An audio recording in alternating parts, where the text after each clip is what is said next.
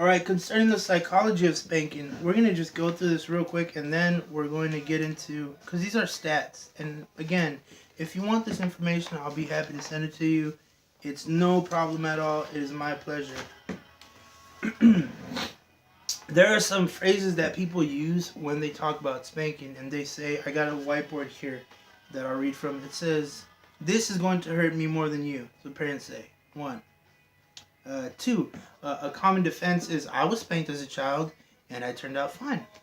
I'd rather spank them than for them to suffer consequences outside, from the police or the judicial system, whatever. Other common phrases geared towards the child are stuff like, hey, do you understand me? Or, I'm going to count to 3. Or, do you want another one? Keep it up and you're going to see what happens. I'll give you something to cry about. I've heard that. Wait until your mom, dad gets home. That's what parents say, and their parents said it, and then their kids are going to say it, yada, yada, yada. So, we say this stuff, and we do it out of frustration. I asked my grandfather, I talked to my mother and my grandfather concerning spanking, and, they're real, actually, conservative when it comes to spanking. And conservative in the sense that they don't feel that it should be applied except for in extreme situations of disobedience and of rebellion. And they almost convinced me because, man, they're just lovely folk. Public opinion in 2012. 72% of parents said that sometimes, or agreed that sometimes a child needs a good hard spanking. 78% of fathers said it. 66% of mothers said it. Christians, 78% of Christians agree. 15% of children are spanked within their first year of life. That is before they're able to recall and remember. When you're a child, if you're taught by repetition, like, hey, this is how you touch something, and this is how it feels, and then later, this is the cause and effect of touching something, opening and closing, yada, yada, yada. They'll remember for a week up to a month as they grow. However, they're not able to recall and remember until age 2 to age 3. So if you spank a child within their first year of life, they ain't never gonna remember it. Not never. Spanking in schools is legal in 19 states. Sadly, one of the states is Kentucky, where I live. The estimated children spanked in the school year of 2009-2010 with disabilities: male 28,655, 5,283 females. Without disabilities: male 140,775, female 43,753. Total male 169,430. Total female 49,036. Total 218,466. I can't fathom a person physically chastising a child with disabilities, be it mental or physical. I can't reconcile that. The U.S. is a minority when it comes to the world. 145 countries, that's 60% more of the world's population, have some sort of spanking ban. 42 countries, 10% of the world population, have some sort of spanking ban in the home, school, or detention centers. We are not among those. This is where it gets interesting and legal. The United Nations Committee on the Rights of Child defined physical punishment that causes any degree of pain and discomfort, even light, to be abuse. They argue that eliminating corporal punishment of children is a key strategy for reducing and preventing all forms of violent societies. Now, this book will save your life. Oops. It's called Black's Law Dictionary. This is the 9th edition. The 10th edition came out. I do not own it. If you want to buy it for me, thank you. And they define abuse as a departure from legal or reasonable use, misuse, physical or mental maltreatment, often resulting in mental, physical, emotional, sexual, or physical injury, also termed cruel and abusive treatment, neglect, cruelty. All right. So let's see how Black's Law Dictionary defines corporal punishment. Corporal punishment, physical punishment, punishment that is inflicted upon the body, including imprisonment. This means if you lock your child in the closet or in his room for a period of time, that is called corporal punishment. Past forms of corporal punishment included branding, blinding, mutilation, amputation, and the use of pillory and the stocks. Yada yada yada. I've used that too much already.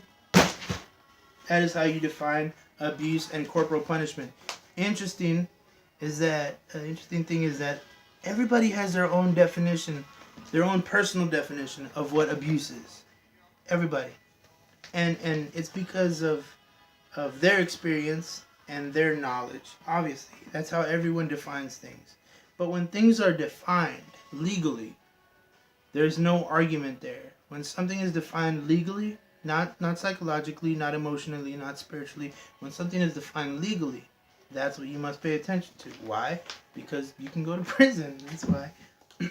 The effects of spanking, well, we'll go back. The American Academy of Pediatrics advises against spanking because the potential risks outweigh the potential benefits.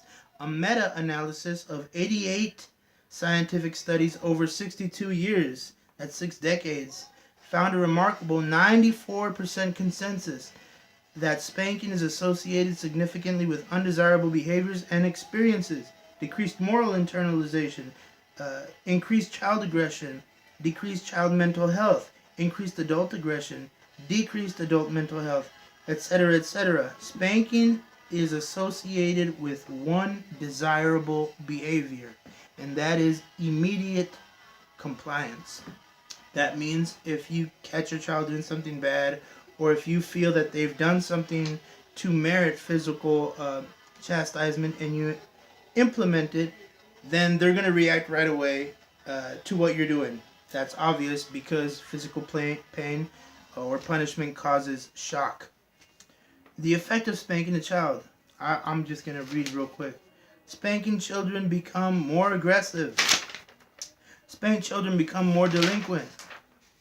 They develop less verbal skills. Develop less gray matter. Gray matter is ridiculously important. Adults who are spanked have more mental illness and drugs, alcohol abuse problems. Adults who are spanked have more health problems. Man, I could go on. Adults who are spanked have more family violence dysfunction. In the U.S., child abusers admit that 66% of their abuses began with spanking. And it's just overwhelming. Some more scientific data, and then we'll get into other stuff. And then I'm going to finish. Last year, 2016, there were 702,000 child victims of abuse and neglect. We already defined what abuse was. We already defined what corporal punishment was legally, biblically, psychologically. We defined it. Last year, 1,580 children died from abuse and neglect in the U.S. 41.3% of the child abuse victims die from physical abuse. And I don't even want to get into the rest of it. I don't. And here's a book for all of my fellow Apostolic Assembly brothers. This Constitution right here says nothing about corporal punishment. Nothing. It tells you a great deal about marriage and holiness. No, not really, but marriage, holiness, and other things. It says nothing about child rearing and how you should care for your child. And it was supposedly inspired by the Holy Spirit. It ain't. This book right here will give you a list of great book. This is the 7th edition. I think they're already in the 10th edition or the 11th. If you want to buy it from me, thank you.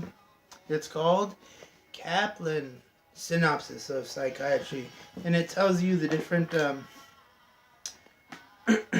different diseases and treatments and all that. Let's get into this real quick. Just real quick. Hold on, just wait. Numbers. The Lord said to Moses, "Take thy staff And you and your brother Aaron gathered the assembly together. Speak to the rock before their eyes, and it will pour out its water. You will bring water out of the rock for the community, so they and their livestock can drink. So Moses took the staff from the Lord's presence, just as he commanded. And if that's troubling to you, go back to, this is chapter 20, go back to chapter 17. As he commanded him, he and Aaron gathered the assembly together in front of the rock, and Moses said to them, "Listen, you rebels, must we bring you water from this rock?" Then Moses raised his staff and struck the rock twice with his staff. Water gushed out, and the community and their livestock drank. But the Lord said to Moses and Aaron, "Because you did not trust me enough to honor me as holy in the sight of the Israelites, you will not bring this community into the land I have given them." These were the waters of Meribah, which means the troubled place, where the Israelites quarreled with the Lord and where he was proved holy among them. What does that mean? It means this. God said, speak to the rock. What is the rock? Well, in Judaism, it's symbolic for several things, but one of them is this. The hardened heart is what it is. He says, speak to the hardened heart. Why? Because your word creates. But it does. Your word creates. And it could pacify. And it could create a new heart from the stone. See? But when you beat it, there's just violence against violence. And it produces more violence. Practical wisdom. Shrouded in mystery. Here's a nice story I'll read for you. There's a boy who was throwing pebbles at roosters and was disciplined by his father for hurting the birds. After delivering several lashes, the father retired to his quarters where he broke down and wept. The child's violent behavior warranted the corrective discipline, but it wasn't the lashes that made the most impact upon the little boy. From his own room, the child heard his father's wrenching sobs. This brought tears to the child's eyes. It broke his own little heart and cleansed his soul. He entered his father's room and approached him with contrition, kissing the hands that struck him, and embraced his father tightly. The child needed to be disciplined again, or never needed to be disciplined again. He was a changed person. And why? It was not the rod that inspired the child to gentle kindness, but the love with which it was administered. That's Jewish folklore.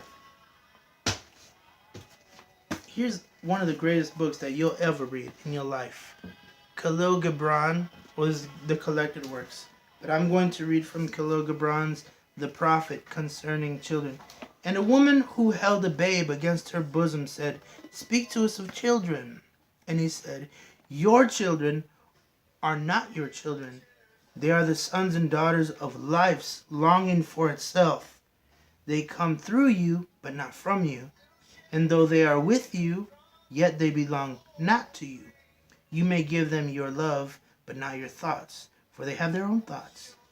You may house their bodies, but not their souls, for their souls dwell in the house of tomorrow, which you cannot visit, not even in your dreams.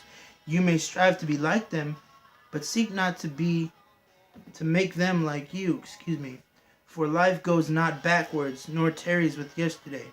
You are the bows from which your children as living arrows are sent forth.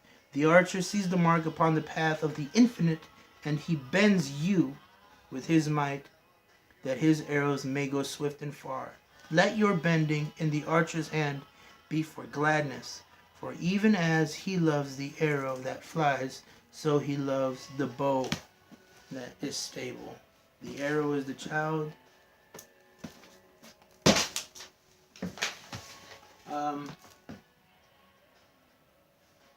Okay, real quick. Here's another book I'll recommend for you guys. It's Oxford's The Jewish Study Bible, JPS Tanakh, which is the Old Testament. And it goes on to describe, it has really interesting little information and side notes and all that jazz. But the book of Proverbs is part of the Ketuvim. I didn't say this earlier, I should have. as part of the Ketuvim, and the Ketuvim is translated roughly as the writings.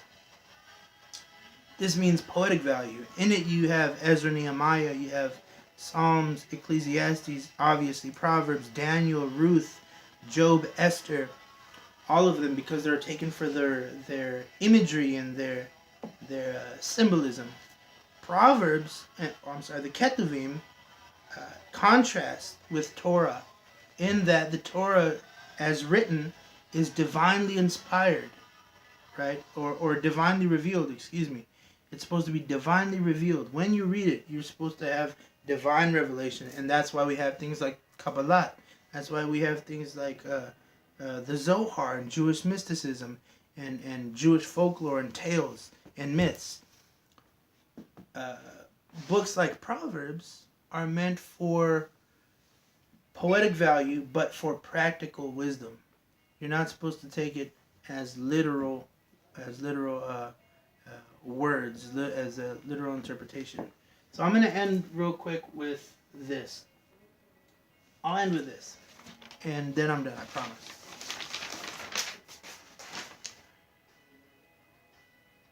Real morality is not the product of fearing a spanking, but what does fundamentalist hell belief encourage? It retards any developing moral judgment by freezing moral maturity right at the most primitive, most childish stage. The fear of retribution and fundamentalism threatens one hell of a spanking. That's from Robert M. Price. I think it's both hilarious and serious. I'll give you one more. Any form of corporal punishment of spanking is a violent act upon another human being's integrity. The effect remains with the victim forever and becomes an unforgiving part of his or her personality. A massive frustration resulting in a hostility which will seek expression later in life in violent acts towards others. The sooner we understand that love and gentleness are the only kinds of love that are called for towards children, the better. The child especially learns to become the kind of human being that he or she has experienced. This should be fully understood by all caregivers. That's by Ashley Montague. And that's just... There are other forms. You do not need to physically chastise a child, because you go from one level to another level of severity. And it does cause irreparable damage. What's the word I'm looking for? I guess that one went where it went. I don't know. There are other forms. If you want me to send this information, even look, dude, I didn't get through. I'll send it to you. If you want me to send it to you. I'll email you, message me, and it's a done deal. I'm sorry I couldn't do it more thoroughly, but hey, it is what it is. Thanks.